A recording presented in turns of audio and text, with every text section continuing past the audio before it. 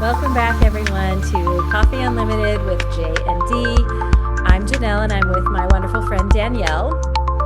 If you tuned in last week, you would have heard us talk about climbing the corporate ladder and realizing that the ladder might be leaning against the wrong building. And we had a nice conversation about what to do when that happens and how that happens. But today, we want to continue on this journey, our topic of climbing the ladder. And specifically, we want to talk about what if we're actually on the right ladder? We like the ladder we're climbing. How might we intentionally bring others along with us up the ladder? And this idea came to me a long time ago, probably 20 years ago. I was at a conference. I'll give a shout out to Ascend and the National Association of Asian MBAs, wonderful organization that hosts these gatherings, events, large and small, for Asia Pacific Islanders who are wanting to develop their leadership skills. And there was a workshop. Again, this is about 20 years ago. And it was talking about breaking through the bamboo ceiling. So Danielle, you might be familiar with the term the glass ceiling. That was a term coined quite a while ago in reference to this glass ceiling that women often hit as they climbed a corporate ladder. It was this invisible ceiling that you could see above you. You could see those above you, which were typically white men, and you would hit this glass ceiling, and it was difficult to break through the glass ceiling as a woman. Well, the along the way, there was a new term coined, the bamboo ceiling, and this is specifically for Asians, Asian and Pacific Islanders. There is also a ceiling for Asian and Pacific Islanders where same thing, you see people above you, and none of them look like you. You know, there aren't a lot of, at the time, this is 20 years ago, not a lot of Asian Americans, Asian Pacific Islanders in C-suite roles or senior leadership roles. And so we were asking ourselves, why is this? What is the ceiling that we as Asians are hitting, and why does it exist? And there are countless other ceilings out there for other underrepresented minorities. They exist all over the place. But this conference was specifically for Asians. And so I went to this workshop, which was really, really insightful workshop. But one of the speakers on stage talked about her own journey of climbing the ladder. And she looked out at the audience and she said, now I have something, I want to say something that you might not like hearing.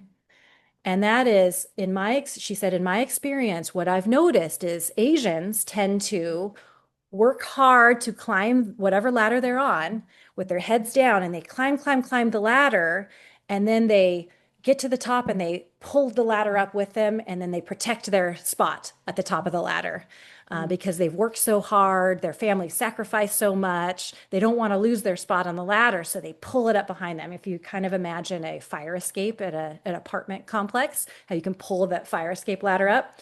She said, you Asians out there, that's what you're doing. You're climbing for yourself only, and you're pulling the ladder up behind you. And she said, what I want to offer is a harsh encouragement to stop pulling the ladder up behind you. Instead, keep the ladder down. And as you're going, look behind you and see, who else can I bring? And that's what that conference was trying to do, trying to bring people along with them. So as you yourselves are gaining skills and gaining confidence and you're climbing your ladder, really stop and think, who can I bring up along with me? Who can I mentor? Who can I speak positively on their behalf? And who can I lend a hand and pull them up with me so that we're not alone at the top? Because, it's exhausting and it's lonely to be the sole minority at the top of a corporate ladder. And I know that from my own experience. It can be challenging when you're sitting at a table and no one thinks like you, no one behaves like you, no one climbed the same type of ladder. It's lonely and it can be difficult. So bring others up with you so that we can get a more diverse and inclusive leadership tables around the world. So that is what we're jumping off of today in our conversation is this notion, not about ceilings. Let's not talk about those. That's a whole different conversation. But let's talk about when we are experiencing success of our own, how do we bring others along with us and share that success and create space at the top for many, many people to come with you. So thanks, Danielle, for joining me every week to talk about these topics. I always love hearing your perspective. I always love seeing where these conversations go. Danielle, what comes to mind for you when you hear this notion of bringing people up along with you? I loved everything you shared. I had not heard of the bamboo ceiling before. So It makes thank sense though, you. right? It does. It does. And Mm-hmm. I can see that in the Asian culture being like exactly what you said. I worked so hard, my family sacrificed Mm-hmm. so much. I have to protect this. Mm-hmm. Um, and it is lonely. Like I remember being the only, and I'm biracial, well, half Japanese, half white, and being in a team meeting where everybody else was white, and Mm-hmm. I named that. I said, "Look, this department that we're in is very white female." Well, at least female. At least it's female. There's only female at the top, and they were all white, and here I was like being able to be in their spot too, but also Yeah. having a lens in the minority group too. And I just, Hmm. yeah, it became a very uncomfortable conversation actually. Yeah. Very Yeah. uncomfortable for me. And so when you were saying that, that kind of like just triggered a little bit of, even though that was a few years ago. But your question about, yeah, bringing other people along and how we can do that. I mean, I think there are so many ways. I'm really curious to hear how you've done that. Like I know from the corporate space, or even if you're not in a position or in a corporation, like even just showcasing, I think about social media. And so much of social media is like, look at me. It's so Mm. performative. Look at what I can do. Look at what I'm doing. Look at what I did. And what if more people just started sharing others' success, right? Just on that platform. So I feel like even if you're not in a corporate space and maybe you're not managing a team, or perhaps you feel like you don't have that much influence in your work, most of us are on social media. There's ways in which we can use our own platform to elevate other people. Or like even this morning when I was teaching yoga, whenever I have another teacher in my class, I usually give a shout out to that Mm. teacher. And it's something I've been doing for a while now where I'm like, hey, have you checked out this person's class?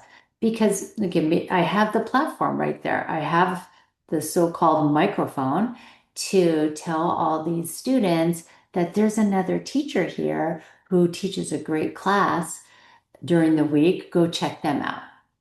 So I Mm. think there's so many ways in which we can use whatever platform we have to bring others along. But going I back to love that. yeah, I'll pause for a I want second. to piggyback on that because as you were talking, I'm a visual person. Well, I think I'm a visual person. I'm a visual person. I'll just name that now.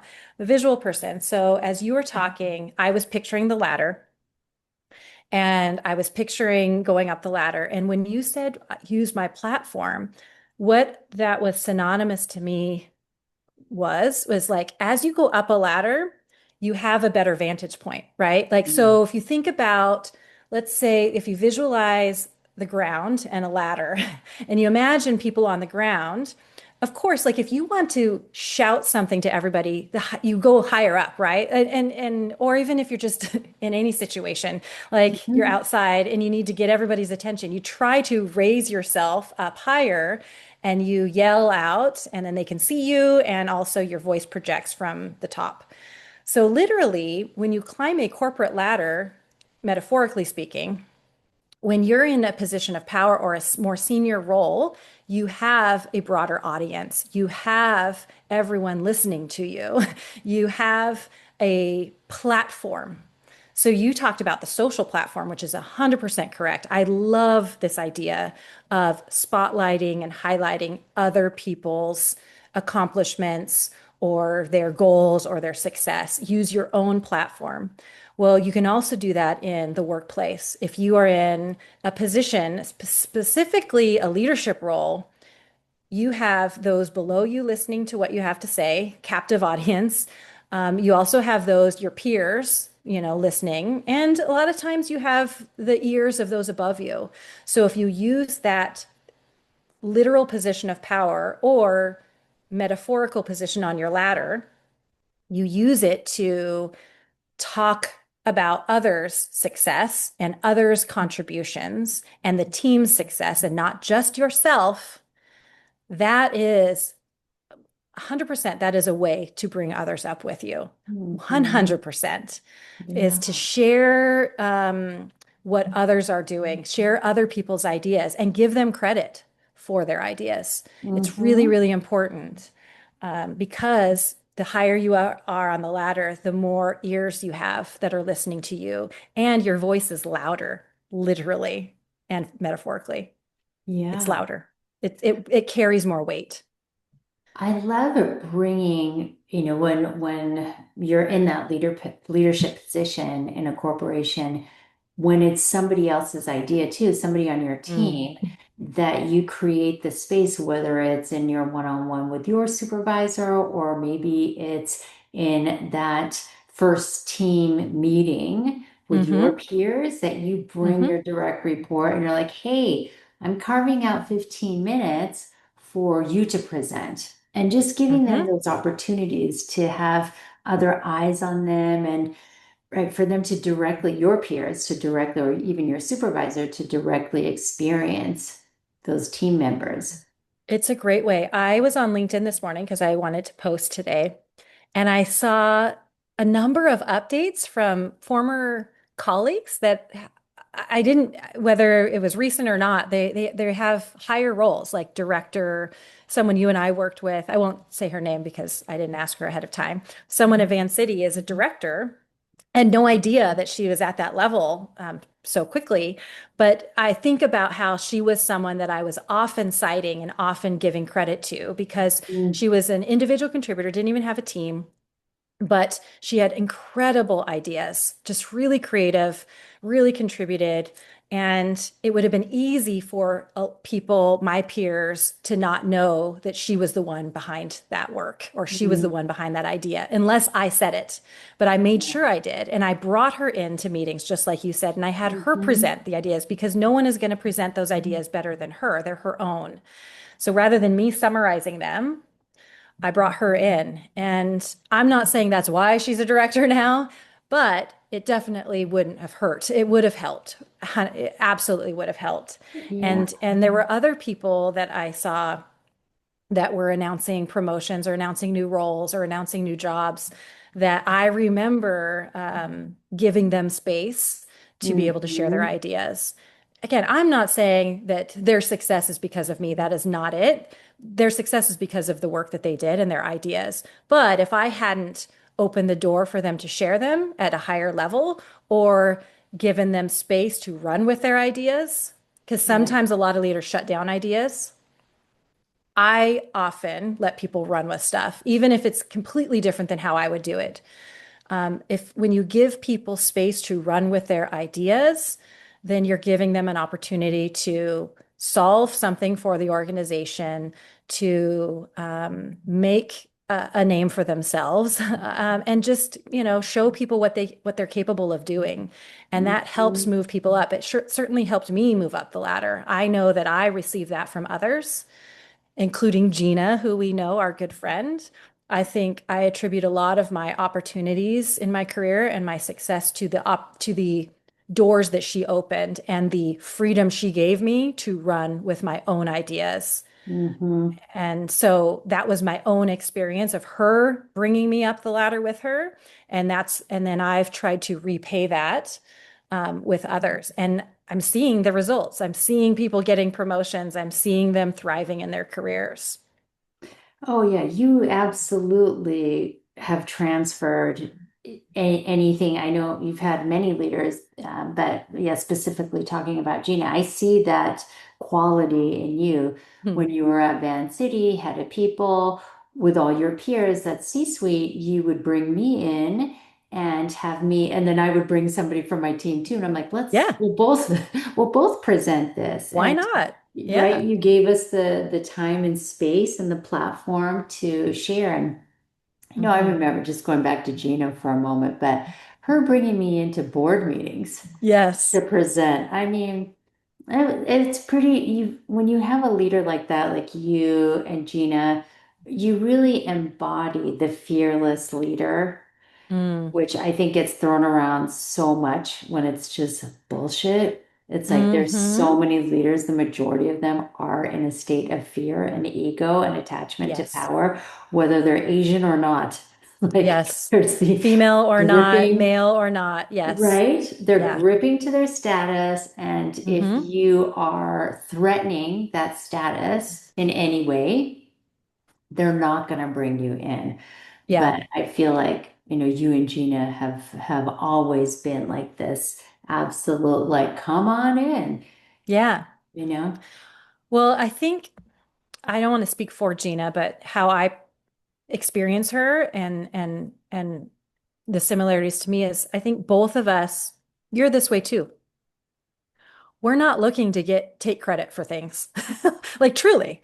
Like we don't need that. We're not seeking that. And a lot of leaders are. A lot of leaders seek to, as you were saying, their egos want to receive the praise and receive credit for Hmm. success.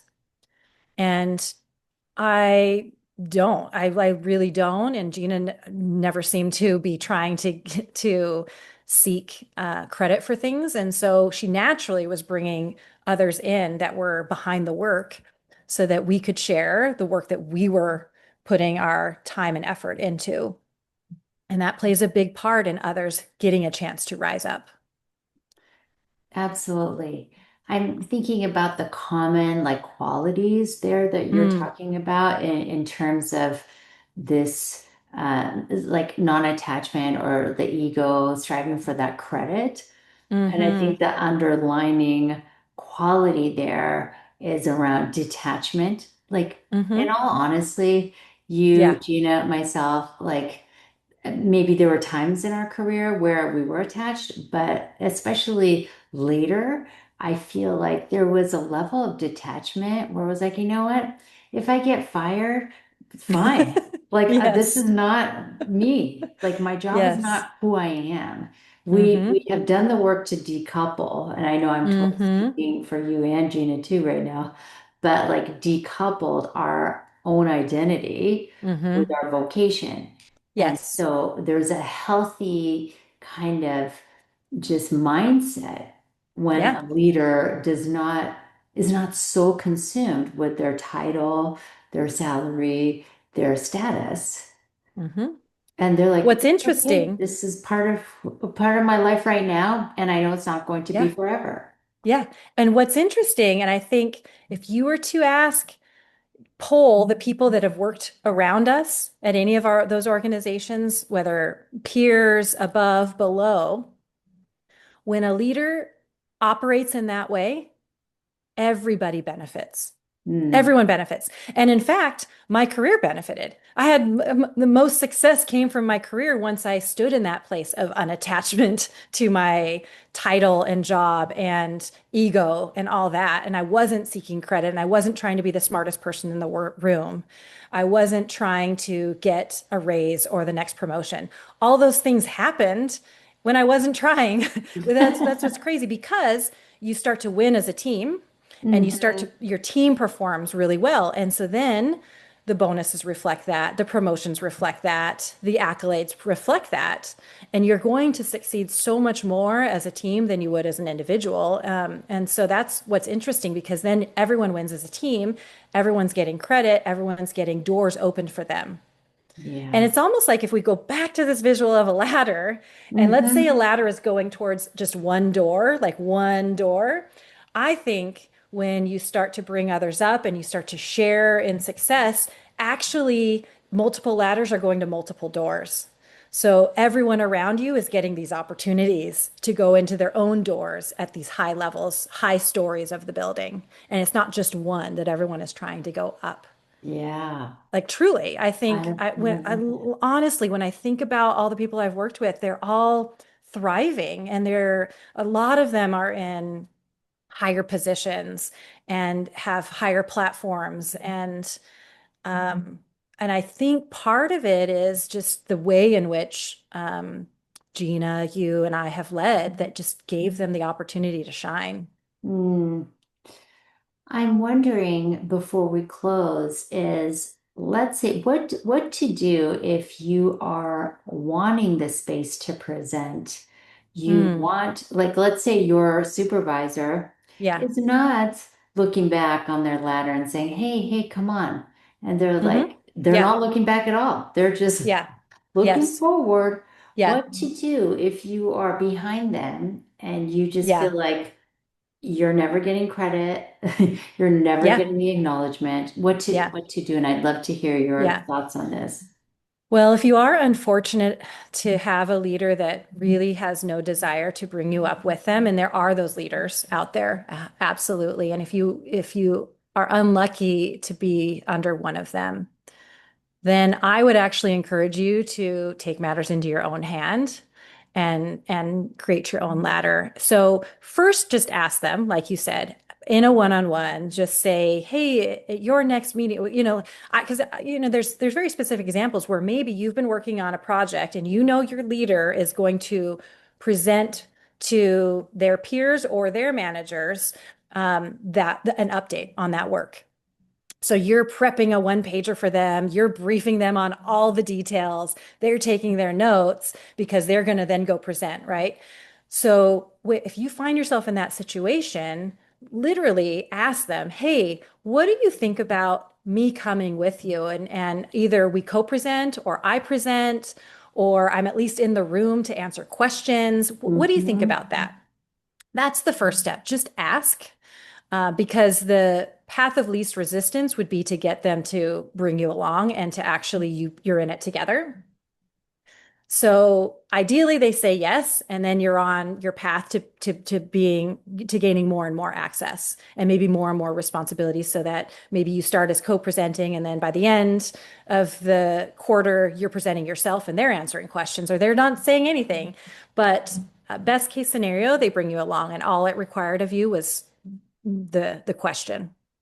Now, if they say, you know what, our team doesn't like to have guests. It's best or I'm only going to have 5 minutes. It's best if I just do it. I've heard that from leaders that I've Oh had. yeah. Not Gina, but I used to hear that a lot, and I'd be like, well, in those 5 minutes, I guarantee I'd be more effective than you. But in any case, if you have a leader that's doing that, what I've done is just find my way around them. And I've done it countless times where I find a way to talk to their manager and to like in passing share my idea about something, which always piques their interest. And then they start to find out that I actually have the answers for them Hmm. and I actually have the ideas. And then next thing you know, they're inviting me in.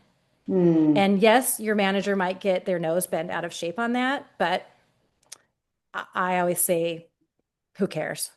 Yeah. Yeah. Like truly, I mean, and it's not about winning, losing. It's about one, making sure you're looking out for yourself. And then two, it's at the end of the day, you want the best ideas getting to where they need to go. You want Hmm. the best articulation of the ideas being shared. And if you know that you are going to serve the organization the best by doing it yourself, no one's going to, at the end of the day, no one's going to complain about that if it actually is the best. And I've done that countless times. And I don't know that it's ever backfired on me. I may have had some managers be a little annoyed or upset about that, but I didn't get fired. I didn't get a poor performance review. I don't even work for them anymore. So, but I was successful in sharing my Hmm. idea and a lot of times getting the result that I knew was a better result than where it was heading. Yeah. I really like that. Ask first, and then if you do get the shutdown, then go around. Then go around and do what you need to do. or do what you can do. This makes me Hmm. think about that old movie. I don't know if you saw that, but I think it was Melanie Griffith. Working girl? Yes, Working Girl with Sigourney Weaver. Yes. You Oh just my have to get to God. Harrison Ford, okay? Yes. Oh First sleep with gosh. him. Yeah, yes. Just get to, oh my God, I love Working Girl. Love, love, love. Her Right? outfit, her hair, everything. I know, Yes. vacuuming with her top off, but with Yes. heels. That was the one part I was like, who the frick vacuums wearing their high heels? Like, no one. This woman is wearing her Reeboks to work. Yes. She's definitely Yes. not wearing her high heels in her No. house. Who reviewed that script? That was an overlook there. That's right. That went a little too Hollywood. That was the Yeah. male desire coming out, the male Yes. director. I have no idea if it was Yes. like a male or female director. Uh, Such a great mhm. conversation though, Janelle. Thank you. Thank you for Yes. just yeah, sharing your perspective on this. And I Hmm. feel for anybody who's in that space who doesn't have a manager who's supportive and Yeah. giving them grace by asking, hey, can I come in? Because maybe that manager's just, doesn't have a lot of self-awareness. They're super busy, Yeah. they're swamped.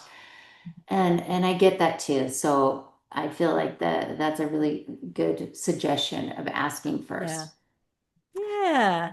Well, so fun talking to you, Janelle. And I think I want to see more of this like sharing on social, maybe on LinkedIn. It can be less performative of like, look what job I just did, that's sort of like Mm. self-promoting and more promoting Shout outs to other other people. people. Yeah, shouting out other people.